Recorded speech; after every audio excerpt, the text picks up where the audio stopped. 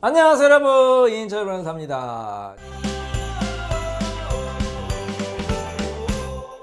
날씨가 굉장히 좀 약간 쌀쌀했긴 하지만 요즘에 그 길을 가다 보면은 하늘을 한번 보세요. 홍 기사님, 하늘 보면 어떤 생각이 드세요?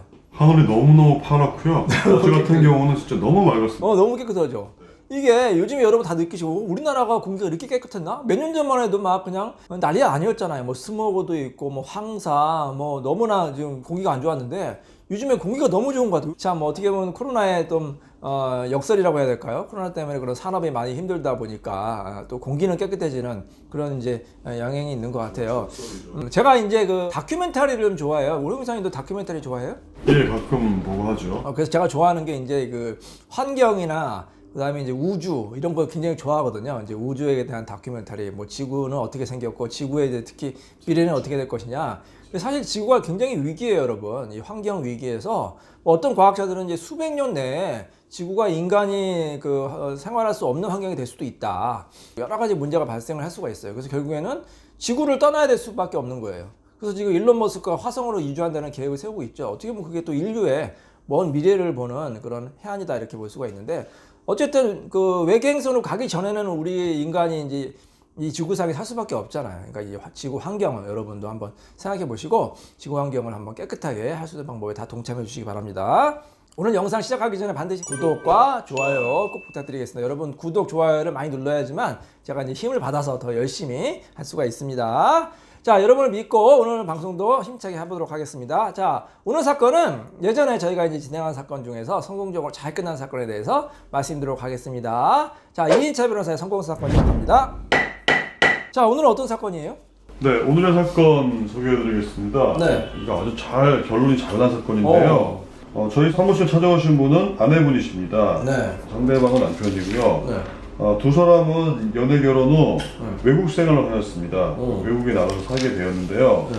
상대방이 외국에 살면서 네. 유흥업소도 떠나들고 오. 거기에서 만난 여성과 부정행위도 하고 하였습니다. 오. 이에 이제 우리 의뢰인께서는 네. 상대방이 그렇게 하지 말라고 여러 차례 이야기하고 네. 각서까지 받았으나 상대방은 이해 아랑곳하지 않고 계속 그런 행위를 하게 됩니다. 네. 그리고 결국에는 우리 의뢰인을 폭행하는 아이고. 사건까지 발생이 되었고요. 이에 의뢰인께서는 소송을 당하셨지만 네. 또 관소 원고로서 반소를 또 하셨습니다. 네. 그럼에도 불구하고 결론이 아주 잘 나와서 위자료도 받고 네. 재산분할도 많이 받으시고 네. 심지어 자녀들의 과거 영입까지 다 받아낸 그런 사건입니다. 자, 이것도 실제 사건이죠? 네. 제가 한번 보여드리도록 하겠습니다. 서울 가정법원 사건이고, 저희가 이제 피고였죠? 피고 이제 반소, 소송의 법원리 이제 최재 변호사님이 이제 담당하는 그런 사건인데요. 자, 결과가 어떻게 나왔느냐? 반소에 의해서 원고와 피고는 이혼. 제가 이제 몇 차례 설명드렸죠. 이게 그 본소가 있고 반소가 있을 경우에 누가 이겼는지 알려면 어떻게 말씀드렸죠. 본소에 의해서 이혼하면 누가 이긴 거예요? 본소. 원고가 이긴 거예요. 원고 주장이 맞구나. 소송을 먼저 제기한 원고가. 근데 반대로 반소에 의해서 원고와 피고는 이혼한다고 하면 누가 이긴 거예요? 반소. 피고가 이긴 거죠. 피고가 반소. 그러니까 여러분 이제 맞소송이라고 하잖아요. 그래서 이제 위자료도 이제 3천만 원까지 이제 나왔어요. 3천만 원도 나오고 재산 분할도 잘 받고 이제 양육비도 이제 과거 양육비까지 받은 사건인데, 이제 원고가 소송을 하면 이제 그냥 그 일반적인 소송은 이제 원고와 피고와의 싸움 아닙니까? 그래서 피고가 뭐 이혼을 기약한다 뭐 그렇게 이제 주장하는데, 원고가 이제 소송을 했는데 피고가 이게 적반하장이네? 아니 내가 소송을 먼저 해야 되는데 이 남편이 아내가 먼저 했네. 내가 피해자야 하면서 내가 이제 맞소송을 하는 경우가 있죠. 그걸 반소라고 해요. 반소. 그러면 이제 피고가 반소, 원고가 되는 거예요. 그래서 이제 둘이 이제 지금 막 서로 이제 싸움하는 거 아닙니까? 원고가 뭐 이제 주장하고 피고가 막 서로 주장하고 이제 반소로서 반소 원고 이제 막 이제 이게 복잡하게 이제 되는데, 이렇게 보시면 됩니다. 피고가 반소 원고 이렇게 보시면 되겠습니다. 반소에 대해서는 피고가 이제 원고가 되는 거예요.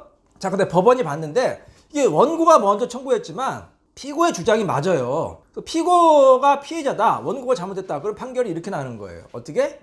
반소에 의해서 원고와 피고는 이혼한다. 이렇게 보면 돼요. 그리고 원고는 피고에게 위자료 이제 3천만 원이 나왔는데, 제가 위자료가 얼마까지 나올 수 있다고 말씀드렸어요. 3천만 원 나왔는데 보통 일반적으로 뭐 1000에서 1500 정도, 실무에서는 그 정도. 1000, 1500, 뭐 2000 아주 많이 나올 경우가 거의 이제 제일 많이 나올 경우가 3천만 원이거든요. 그래서 3천만 원이 나왔으면 이거 굉장히 우리가 승소했다 이렇게 보시면 되겠습니다. 거의 최대치가 나왔다 이렇게 보시면 돼요. 위자료가 보통 1000에서 2000, 아주 많아야 3000인데 3000만이 나왔다 이렇게 보시면 되겠습니다. 자, 근데 이 사건은 도대체 왜 원고가 이렇게 위자료를 많이 물어주게 됐을까요? 원고의 유책이 많습니다. 폭행에다가 각서까지 써준 다음에 이행하지 않았고요. 네. 그래서 이제 반서 원고이신 아내분이 누가 봐도 이길 수밖에 없는 그런 상황이 되어버린 거죠. 이 부분은요, 여러 가지 이제 그 직장 문제 이런 것 때문에 외국으로 가게 됐어요. 외국으로. 뭐 제가 이제 어느 나라라고 말씀 안 드릴게요. 외국으로 가게 됐는데, 자, 홍 이사님, 만약에 부부가 외국 생활하면 뭐 많이 어떨까요? 어떨 것 같아요? 한국에서 생활하는 것보다. 외롭겠죠. 가정하고 떨어져 있고 힘들고 힘들고. 뭐 언어 문제도 있을 것이고 여러 가지로 어려울 것입니다. 네, 뭐 직장 문제, 뭐 언어 문제, 뭐 여러 가지 힘들 거 아닙니까? 그러면 서로 의지하고 서로 협심해가지고 그 위기를 극복해야 될 거 아닙니까? 그러면 또 외국 생활이 더 어떻게 행복하고 하나의 기회가 될 수 있잖아요. 자녀들한테도 또 뭐 유학의 기회가 되고. 근데 외국 생활 하면서 부부가 서로 막 싸운다. 특히 이 사건 같이 남편이 외국에 있는 유흥업소에 다닌다. 아니, 우리나라에 있는 유흥업소 다니는 것도 부부 갈등의 원인이 되는데 외국까지 갔는데 예를 들어서 홍 이사님 생각해 보세요. 외국까지 갔는데 배우자가 유흥업소를 막 너무 수시로 들락들락 한다. 어떨 것 같아요? 짜증나겠죠. 예, 짜증나죠. 그래서 이제 뭐 그래 상대방은 뭐 접대 때문에 갔다 뭐 이렇게 하는데 뭐 물론 뭐 예, 접대 때문에 뭐 한두 번 가는 거 가지고 다 이혼할 수는 없겠죠. 근데 그냥 접대를 넘어서 뭐 거의 매일 그냥 거의 이제 뭐 출근하다시피 하고 거기서 뭐 또 다른 여성과 뭐 2차까지 나간다. 그러면 그거는 이제 이혼 사유가 충분히 될 수 있는 거 아닙니까? 그래서 이 남편도 어쨌든 부인의 잘못을 인정해서 각서까지 써줬어요. 그래서 이제 그런데 이제 가지 않겠다. 써줬는데도 불구하고 계속 간다. 그럼 약속을 어기는 거죠. 각서라는 것도 일종의 계약이고 약속인데 그 약속을 계속 어기고 또 이거를 문제 삼는 아내에 대해서 폭행까지 하고 폭언까지 하고 그럼 참을 수 있겠습니까? 못 참는 거 아닙니까?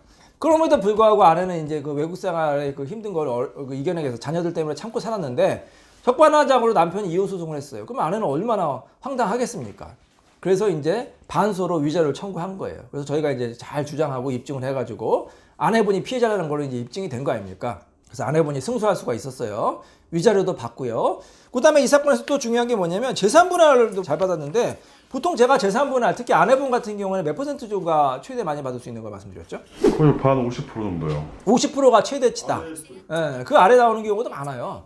뭐 요즘에 이제 여러분 뭐 가정주부 뭐 거의 대부분 5대5라고 생각하시는데 그게 아니에요. 실제 재판하면은 가정주부 같은 게 아직도 뭐 40%, 심지어 30% 나오는 경우도 꽤 있어요. 30%, 뭐 35%, 40%, 45% 이렇게 50% 밑으로 나오는 경우가 어떻게 보면 많다 이렇게 보시면 되겠어요. 5대5 나오는 거 쉽지 않습니다.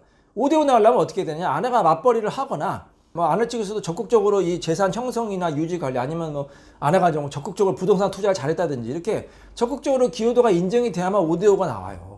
그렇지 않고 주로 이제 경제 생활을 해서 돈 벌거나 재산 형성에 돈 마련하는 게 남편이고 아내는 그냥 평범한 가정주부 있었다. 그러면 5대5가 나오기 쉽지 않습니다. 뭐 40%가 나오거나 뭐 45%가 나오거나 35% 이렇게 나올 수가 있는데 이 5대5 나오는 건 쉽지 않아요. 근데 이 사건은 몇 프로가 나왔느냐? 우리 이제 피고 60%가 나왔어요. 60%. 60%의 재산분 나왔다. 이거는 굉장히 잘 나온 거죠. 저희가 어떻게 보면 자랑할 만하다. 굉장히 이제 획기적으로 잘 나온 사건이다. 일종의 재산분할도 승소했다 이렇게 보시면 되겠습니다. 아내가 60% 나왔다. 그게 쉬운 일이 아니라고 말씀드렸잖아요. 그럼 어떻게 해야 돼요? 적극적으로 기여도를 입증을 해야 돼요. 예를 들어서 아내가 경제활동 했으면 거기에 대한 월급 뭐 명세서라든지 그런 것도 내야 되고 혹시 뭐 친정의 도움을 받았으면 도움 받은 뭐 그냥 현금으로 도움 받았다 그러면 인정이 안 되고 그런 통장 이체는 그리고 구체적인 입증자를 내야 돼요. 굉장히 이게 쉬운 게 아닙니다. 그래서 아내분이 적극적으로 기여도를 많이 받으려면은 적극적으로 기여도를 입증해서 증거를 내면 이렇게 남편보다 오히려 더 많이 60% 정도까지 받을 수가 있으니까 그것도 꼭 기억하시기 바라고요. 또 이 사건은 또 뭐가 또 잘 나왔죠? 양육비.